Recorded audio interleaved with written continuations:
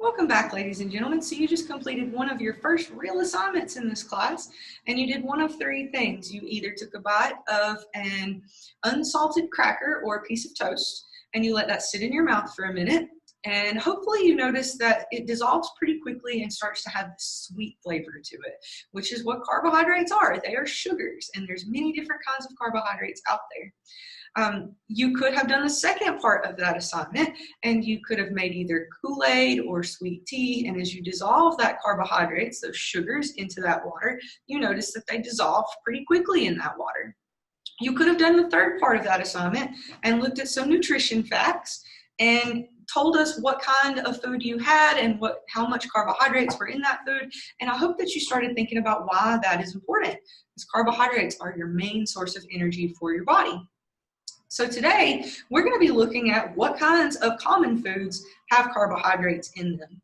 And so I have chosen mashed potatoes, peanut butter, peanut oil, corn syrup, cornstarch, and regular old table sugar. And all of these foods have been dissolved in water except for the peanut butter.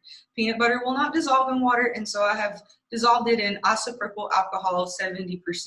So if we're going to test these foods, then we also need to be able to think about what those foods were put into. So we're also going to test the solvents, the water and the alcohol, to make sure if we get a positive test for carbohydrates, that those carbohydrates came from the food and not from the solvent that we use to dissolve the food in. So as we go through this lab, I want you to take some notes on the problem, the hypothesis, the methods, the results, and the conclusion. And I'm going to have you do a little assignment with this to turn in. So to help you with the results, I have put this chart here on the board. And you can see I've got each food and a number so that I could number these test tubes to go along with the food source, and we can keep them straight. So the first test that we're going to do is for simple sugars, and we're going to use a solution called Benedict's solution for that. And Benedict's solution is not something that you would really want to get in your eyes in either any of these foods. Plus, we're working with heat, which is why I have my hair tied back and which is why I'm putting on these goggles. So remember, we're taking notes here on what's going on in this lab. So the problem is which ones of these foods have carbohydrates, specifically simple sugars, in them. Now for your hypothesis, I just want you to think about these 8 different things and decide which ones do you think have simple sugars in them. To solve this problem, this is what we're going to do. We're going to take a pipette, actually we're going to take 2 pipettes worth, droppers if you will, of each food solution, and we're going to put it in the appropriate test tube. So this is a pipette and this is a test tube. And notice that I'm going to be very careful that I do not contaminate these test tubes with different food items. I want to make sure that I get the mashed potatoes in a test tube by itself and so on and so forth, so that I am not cross-contaminating my solutions. Okay, so I've gone through each test tube and I have put 1 food in each test tube, 2 pipettes worth, and I did not contaminate anything. I was very careful with that. So now I need to actually be able to test for those simple sugars. And I'm going to use a solution called Benedict's solution. You can see it's very pretty blue color. And you really don't need much. You really only need about 5 drops. But since we are not here in person, it's kind of hard to see online.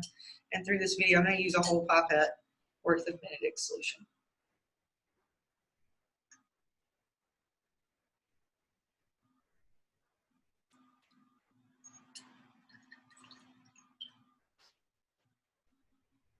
Okay, I've put 1 pipette full of Benedict's solution in each one of these test tubes. I'm going to bring them a little closer so that you are able to see what they look like. And you will notice that they are all blue, every one. So that doesn't tell you much, but Benedict's has a trick. It's not bound to our sugar until it has been boiled. So we're going to take each one of these test tubes. I'm going to do 4 at a time because I can fit them all in here. We're going to put them in this boiling water. We're going to let them sit, and I'm going to try to keep track of the time, just counting in my head. So I want to make sure I give all the test tubes the same amount of time. And we're looking for this blue color to change to a green or an orange color. And that'll indicate that we do have carbohydrates present, specifically simple sugars present in these solutions. You'll notice that number 4 back here in the back is already starting to turn a little orange.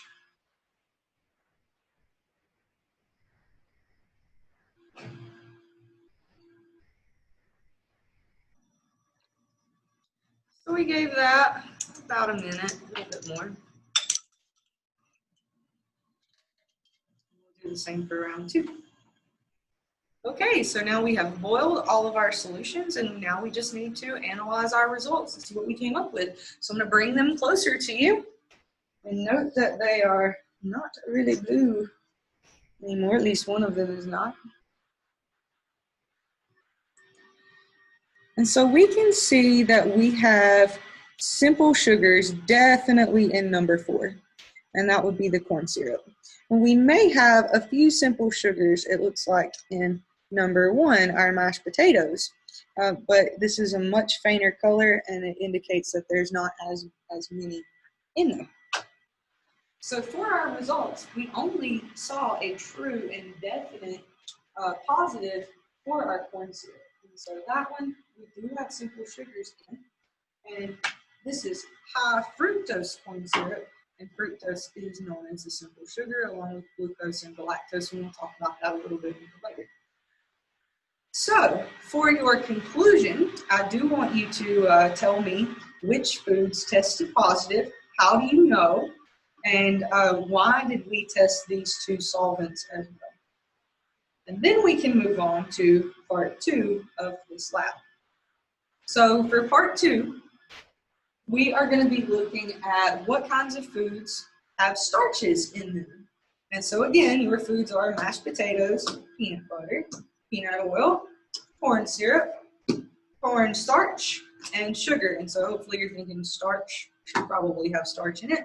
But go ahead and make your hypothesis for which foods have starch. And I'm going to clean these out and set them back up the same way that I did before, only this time I'm not using Benedict's. So I'm going to clean these out, and I'm going to put 2 pipettes worth of each solution back in these test tubes.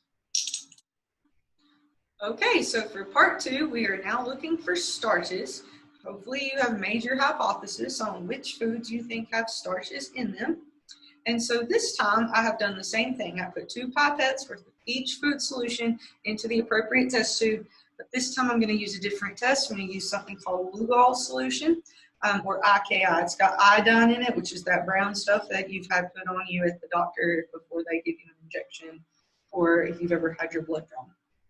So this is only going to take 2 drops. It does not take 2 droppers, just 2 little drops, and you should be able to see it. So if this test is negative, we're going to see a light brown color. If it is positive, we're going to see a black color.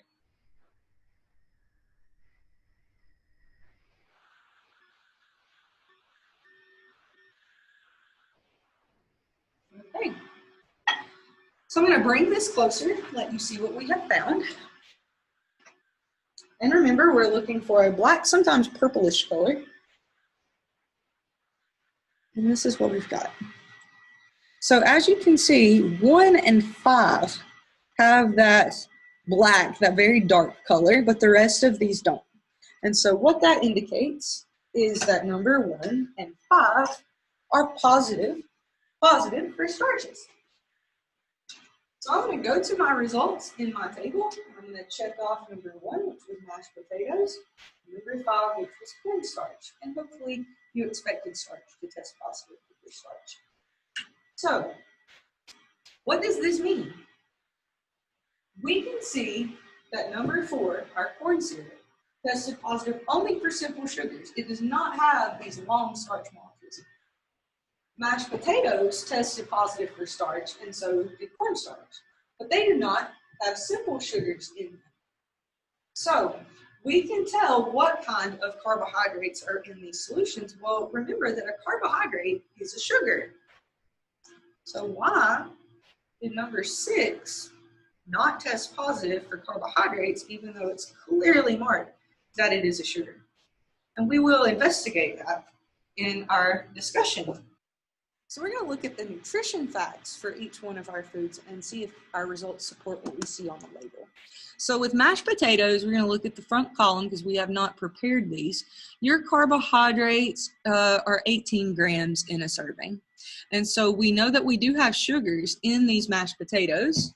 And as you can see, our results supported that. We found out those sugars were starches. If we look at our peanut butter nutrition facts, then you're going to notice 7 grams of carbohydrates per serving, yet our results did not show that peanut butter has carbohydrates. So we have to wonder about that, right? If we look at our peanut oil, you can see that there are no carbohydrates in peanut oil, and our results support that. Corn syrup, we have 31 grams of carbohydrates per serving, and our results showed that those were simple sugars. If we look at cornstarch, then we have 9 grams of carbohydrates per serving. And if we look at our results, we can see that those carbohydrates are coming from starch. And if we look at our sugar nutrition facts, then we can see that we have 4 grams of sugar per serving. But yet the sugar did not test positive for either of these carbohydrates. So we need to wonder what's going on with our test. And we'll discuss this in your lecture on why these two do not test positive for carbohydrates, even though they do have them in there. So I do want to point out that our water and our alcohol did not test positive for either type of carbohydrate. So we can be sure when we get these positive results that they are coming from the food and not from the solution that we dissolve the food into or the solvent. So for your assignment, I want you to answer the questions that are going to be on your Canvas page for this assignment. I want you to basically tell me which foods tested positive for which types of carbohydrates. Why did we test these solvents? I want to make sure that you understand why it's important to test those. And maybe your thoughts on why the sugar and the peanut butter did not test positive for either of these types of carbohydrates, going back to what I told you sort of toward the beginning of this lab. Summarize what you did and answer the conclusion questions, and that will be all for this lab. I hope that you enjoyed it, and I hate that we couldn't do it together in person.